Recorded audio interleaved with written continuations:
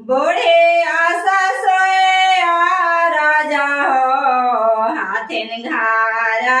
फराने बोढ़े आशा सोए आ राजा हो हाथेन घारा फराने केना खासो नाए आए राजा हो सेवा गोरो चारा चावा केना खासो नाए आए राजा हो सेवा गोरो चारा चावा घर ही में हाथों धानी है बाड़ा के गोते ने घर ही में हाथों धानी है बाड़ा के गोते ने ओन खसो नाए धानी है सेवा गोरो चारा चावा ओन खसो नाए धानी है सेवा गोरो चारा चावा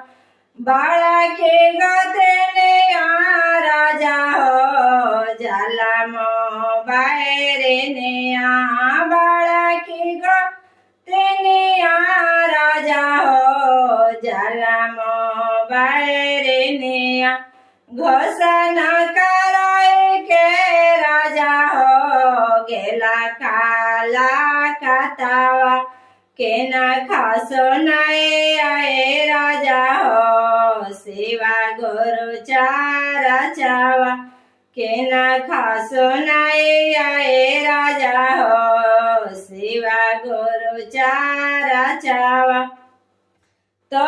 घरे हाथों धानी है छोटा के नाना दिया तो घरे हाथों धानी है छोटा के नाना दिया ओन खसो नाए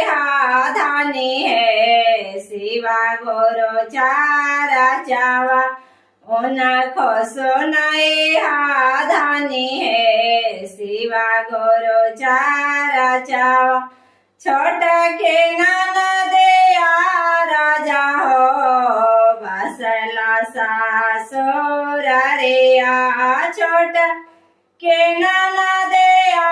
राजा हो बसला सासुरा रे केना खासो नाए आए राजा हो सेवा गोरो चारा चावा केना खासो नाए आए राजा हो सेवा गोरो चारा चावा हाथावा मेले धानी है नोखिया के मोबाइलावा हाथावा में ले धानी है नोखिया के मोबाइलावा ओकार पर गए वो धानी है सेवा गोरो भाजनिया ओकार पर गए वो धानी है सेवा गोरो भाजनिया।